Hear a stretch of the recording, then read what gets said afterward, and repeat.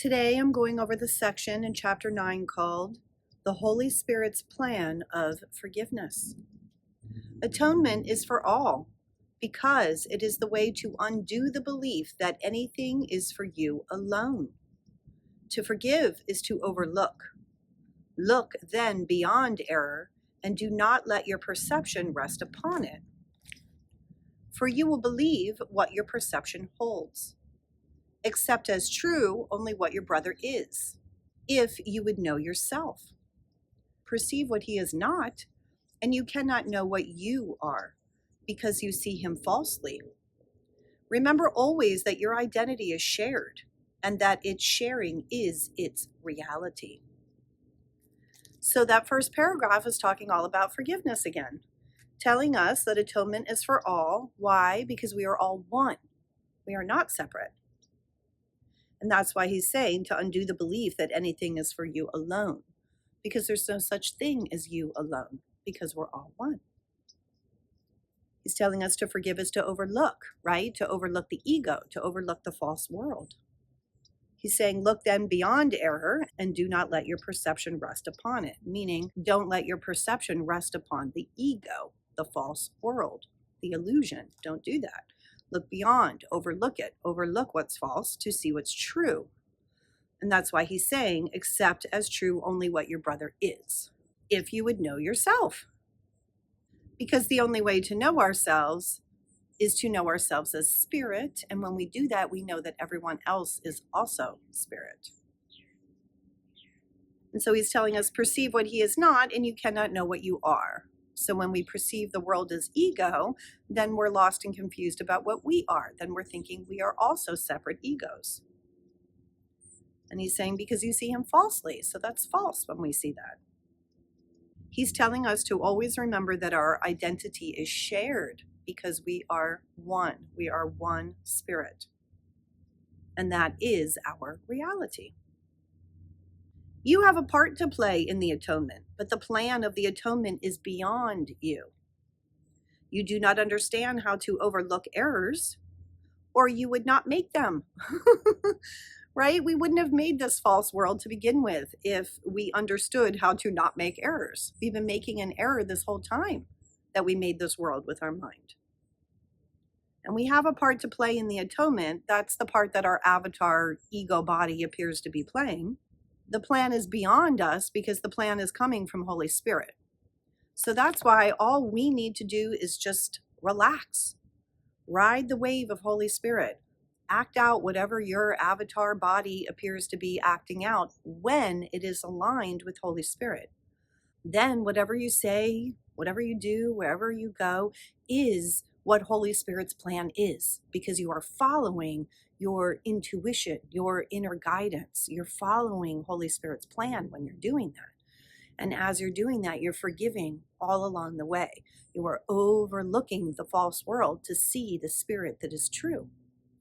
Now, I know that's confusing because people then want to match their behavior with that. Oh, I have to act nice. I have to be loving to everyone. I have to do this, that, or the other because that's what looks like being loving is. But we have no idea what being loving is. We are clueless. That's why we need to just relax, let it go, follow your intuition, what naturally comes to you when you are in alignment with spirit. And then the right things will happen because you are following Holy Spirit's plan. That's what this plan is here that is beyond us. So we don't know how to overlook what's false, and our belief in this world is evidence of that, okay? It would merely be further error to believe either that you do not make them or that you can correct them without a guide to correction. So for us to think that we didn't make this world is wrong and false, he's saying. And for us to think that we can correct the mistake that we made without Holy Spirit's plan is also wrong and false. And if you do not follow this guide, your errors will not be corrected. So if we don't follow Holy Spirit's plan, our error of believing in this false world will not be corrected. The plan is not yours because of your limited ideas about what you are. We have limited ideas about what we are because we're believing in the world. We're believing that we're separate egos. So that's why the plan of waking up and correcting this error is not ours. It doesn't belong to us. The way to undo them, therefore, is not of you, but for you. So the way to undo the error is not of us when we are believing we're ego, right? Because it's of Holy Spirit, but it is for us. It's for you because that's what Holy Spirit's plan is for. It's for you to wake up. It's for us to wake up. And remember, Holy Spirit is just the higher aspect of our own mind. It's the right part of our mind, the part of our mind that knows the truth. So when we align with that, then we're on the right path and we're following Holy Spirit's plan, which is really our plan, which is really God's plan. Because remember, Holy Spirit is just the memory of God in our dream. The atonement is a lesson in sharing, which is given you because you have forgotten how to do it. And he puts "you have forgotten how to do it" in italics because he wants to emphasize that we're so lost in this world of ego and belief in separation that we have completely forgotten how to accept the atonement. And the atonement, the at-one-ment, means accepting our truth, that we are all one and that we are all love and that we are all one with God. The Holy Spirit merely reminds you of the natural use of your abilities. Because Holy Spirit is us. That's our natural self, our true self. So when we are listening to Holy Spirit is reminding us of our natural abilities that we already have. We just forgot. By reinterpreting the ability to attack into the ability to share, he translates what you have made into what God created. All right, so our ability to attack, that's coming from our ego beliefs, and Holy Spirit's plan is to reinterpret our ability to attack into an ability to share. And that means practicing forgiveness, sharing the truth in our one mind that we are all spirit. He translates what you have made into what God created means that we, with our ego beliefs, made this false illusory world of separation. And Holy Spirit translates that false belief into what God created, which is our truth, which is our reality, which is that we are spirit and that we are one with God, extending love eternally. If you would accomplish this through him, you cannot look on your abilities through the eyes of the ego, or you will judge them as it does. All their harmfulness lies in the ego's judgment. All their helpfulness lies in the judgment of the Holy Spirit. Okay, so all the harm is coming from ego, and all the help is coming from Holy Spirit. So it's up to us to choose which teacher are we going to listen to. The ego, too, has a plan of forgiveness because you are asking for one, though not of the right teacher. The ego's plan, of course, makes no sense and will not work.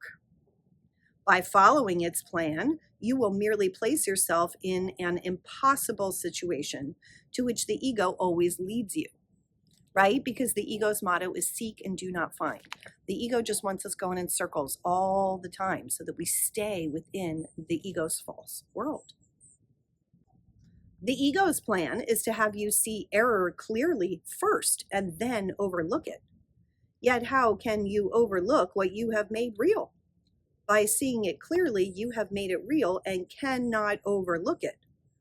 This is where the ego is forced to appeal to mysteries, insisting that you must accept the meaninglessness to save yourself.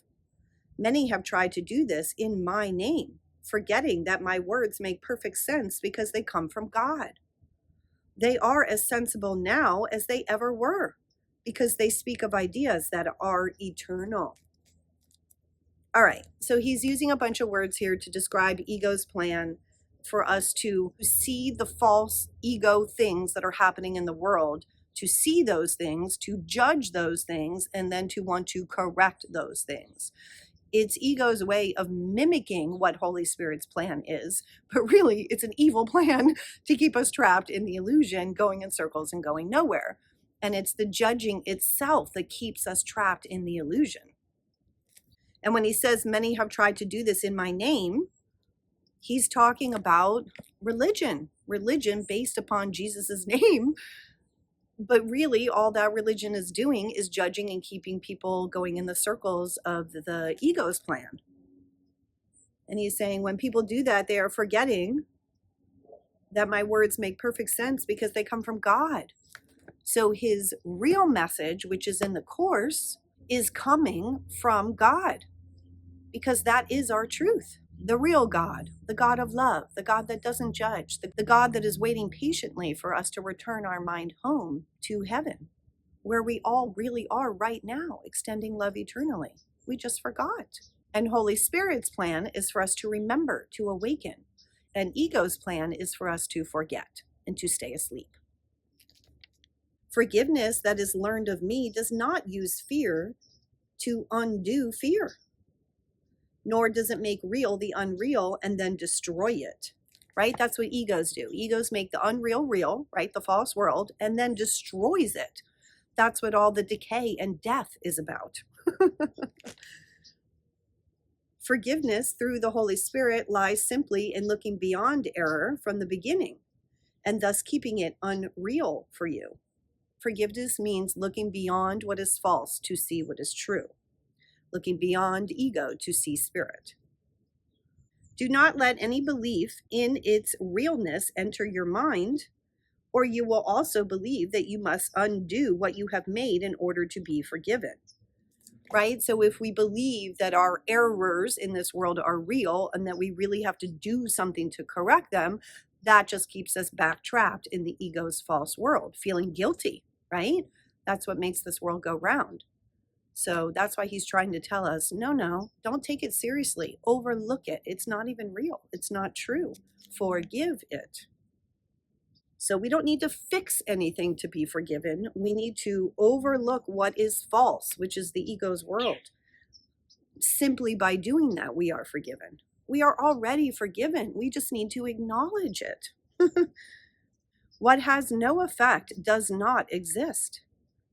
And to the Holy Spirit, the effects of error are non-existent. To the Holy Spirit, this world, the false world, the ego's world, is non-existent because it is non-existent. It doesn't exist. It's not real. It's a figment of our imagination. By steadily and consistently canceling out all its effects, everywhere and in all respects, he teaches that the ego does not exist and proves it. So once again, he's telling us, cancel out the false world, cancel out the ego. Steadily and consistently do that. So utilize each now moment that you can remember the truth and do that. That is practicing forgiveness. And as you keep doing that, this awakens you from the dream. Follow the Holy Spirit's teaching in forgiveness then, because forgiveness is his function, and he knows how to fulfill it perfectly. That is what I meant when I said that miracles are natural, and when they do not occur, something has gone wrong. What's gone wrong? We have believed the ego's lies. That's what's gone wrong. It's natural for us to forgive. It's natural for us to be in alignment with Holy Spirit, with our higher mind, and to know our truth. That is what's natural to us. So when that's not happening, something has gone very wrong. And the one and only thing that's gone very wrong is that we are believing the ego. Miracles are merely the sign of your willingness to follow the Holy Spirit's plan of salvation, recognizing that you do not understand what it is. His work is not your function, and unless you accept this, you cannot learn what your function is. Okay, it's not our job to do it. It's Holy Spirit's job to do it. All our job is to relax and listen to Holy Spirit, to align with Holy Spirit. How do we do that? By following our intuition, our joy, our inspiration, the things that make us feel good, that's coming from that natural place inside of us. And the more we practice that, the more that we quiet our ego mind so that we can hear Holy Spirit whispering to us, the more we will develop a new habit of following Holy Spirit's plan. And that's how we discover what our function is. Now, it's not a discovery of like, aha, I've discovered it. Now I know what my function is. It's really moment by moment by moment. Because remember, time doesn't even exist. It's not even real. It's only here as a classroom, as an exercise for us to learn how to listen to Holy Spirit. So it's great news because there's no work to be done other than continuously reminding ourselves to overlook what is false, to only see what is true. And we have a great incentive to do that because it feels really good, because the ego world is painful. So we have an incentive every time we feel that pain to choose again, to choose to overlook what is false and to identify with what is true, which is Holy Spirit. That is Holy Spirit's plan. And that is how we discover what our function is by simply listening to Holy Spirit moment to moment to moment. The confusion of functions is so typical of the ego that you should be quite familiar with it by now. The ego believes that all functions belong to it, even though it has no idea what they are, right? Ego always wants to be the boss. Ego always wants to be the big boss in charge. And it thinks it has to do things and accomplish things and control things. This is more than mere confusion. It is a particularly dangerous combination of grandiosity and confusion that makes the ego likely to attack anyone and anything for no reason at all. This is exactly what the ego does. It is unpredictable in its responses because it has no idea of what it perceives, right? The ego is going crazy all the time, just trying to attack, feeling it's being attacked, having all sorts of unpredictability, doing its best to control the situation, thinking it's in charge.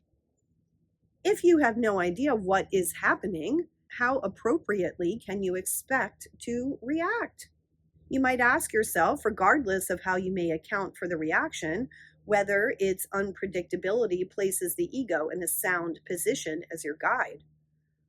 Let me repeat that. The ego's qualifications as a guide are singularly unfortunate and that it is a remarkably poor choice as a teacher of salvation. That's his very polite way of saying ego knows nothing, ego's an idiot, ego's up to no good, and don't choose the ego as a teacher. That's what he's saying. Anyone who elects a totally insane guide, that's the ego, must be totally insane himself. Nor is it true that you do not realize the guide is insane. You realize it because I realize it. And you have judged it by the same standard I have. All right, so that's the right part of our mind knows that the ego is a lie and that the ego is insane. That's why our mind is split, because part of our mind is identifying with ego and believing it and choosing an insane teacher. But another part of our mind, the part that is attracted to this course, the part that resonates with Jesus's message, that's the right part of our mind, the higher part of our mind, which does know that the ego is insane. That's why we want to practice this course and learn how to awaken from the ego's insane dream. And it's why we want to learn to follow Holy Spirit as our teacher, not the ego. The ego literally lives on borrowed time, and its days are numbered. Do not fear the last judgment, but welcome it. And do not wait, for the ego's time is borrowed from your eternity. This is the second coming that was made for you as the first was created. The second coming is merely the return of sense. Can this possibly be fearful? Okay, the second coming is just us awakening to Christ consciousness, awakening to our truth. The ego lives on borrowed time and its days are numbered because time does not exist and neither does the ego. We're just pretending. And he's saying that this time is being borrowed from our eternity. So in truth, we are spirit extending love eternally. That's who and what we really are. But we're having this false dream of this whole ego world. So that's why it's borrowed time. And its days are numbered because it's not true. As soon as we awaken to our eternal truth, extending love, poof, it goes away. That's why its days are numbered. And that's why the ego fights so hard to keep us trapped in the illusion, because it doesn't want to end. It wants to keep its days going and going and going. So it's up to us how long we want to keep playing this stupid game. How long do we want to do it? And the way to end it and to have the illusion disappear is to keep choosing Holy Spirit's plan. So that's why he's saying, don't fear the last judgment. The last judgment just means the last time that we judge correctly and that the illusion disappears. That's what it means. It's not harsh judgment of some sort of punishing God. God doesn't do that. God just extends love eternally. This world isn't real. There's no punishment that needs to happen. All that needs to happen is awakening. And that is what the second coming is. It's for us to awaken to our truth. And that's why he's saying the first was made for you. That's when God created us, right? And that we just extend love eternally with God in heaven, which is the state of oneness. That is our truth. That is the first that God created for us. But now we're lost in this dream because we're believing the ego's false lies. So when we awaken from that dream and return our mind home, that is what the second coming is. And that's why he's reminding us that the second coming is not fearful in any way. What can be fearful but fantasy? And who turns to fantasy unless he despairs of finding satisfaction in reality, right? That's the ego. That's what the ego does. Yet it is certain that you will never find satisfaction in fantasy, so that your only hope is to change your mind about reality, right? We're never going to find satisfaction in the ego's world. It's never going to happen. So the only way for us to feel satisfied is to change our mind about what reality is, that it is not the false ego dream, that it is our reality as spirit with God extending love eternally. And we only need to change our mind about that. That's it. Only if the decision that reality is fearful is wrong can God be right. A little bit of a riddle there to let us know that God can only be right if we realize that our decision to be afraid of reality is wrong. And I assure you that God is right, he's telling us. So don't worry. Be glad then that you have been wrong, right? In our ego beliefs, we have been wrong.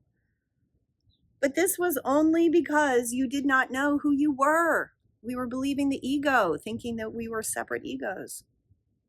Had you known, you could no more have been wrong than God can. If we had known our truth, we would be in alignment with what God knows, which is that only extending love eternally is real. The impossible can happen only in fantasy. So the impossible is separation, and that can only happen in the ego's fantasy. When you search for reality in fantasies, you will not find it. That's why the ego's motto is seek and do not find, because we will never find our truth within the illusory world. It'll never happen. It's a fantasy. The symbols of fantasy are of the ego, and of these you will find many, right? Our false ego world seems to have endless examples of the ego's fantasy. But do not look for meaning in them, because they have no meaning. Nothing in this world of separation has any meaning. They have no more meaning than the fantasies into which they are woven.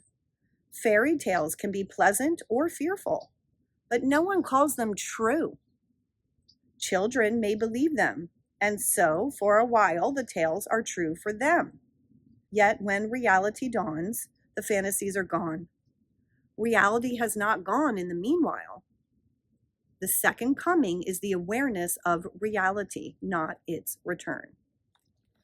Okay, so he's comparing our belief in the ego's false world to fairy tales and children and fantasy, and that fairy tales can have happy parts and unhappy parts, and that is what our illusory world has.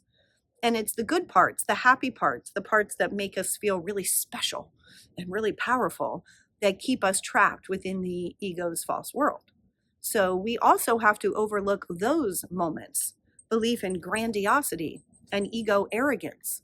We have to overlook those as much as the smallness and the pain and the torture and all of that stuff. They are both ego traps to keep us feeling small and to keep us feeling victimized by the world. So he's reminding us not to believe in silly fantasies that are not true, and that when reality dawns, which means understanding our truth as eternal spirit, extending love through Holy Spirit, that when that reality dawns, the fantasies are gone. That's when the ego's world disappears. And he's telling us that reality has not gone in the meanwhile. Our reality never went anywhere. We just stopped perceiving it while we were believing in the ego. And he's reminding us that the second coming means waking up to our reality, becoming aware of what was always there. Behold, my child, reality is here. It belongs to you and me and God, and is perfectly satisfying to all of us. Only this awareness heals, because it is the awareness of truth. That is Holy Spirit's plan for salvation, is for us to know our truth.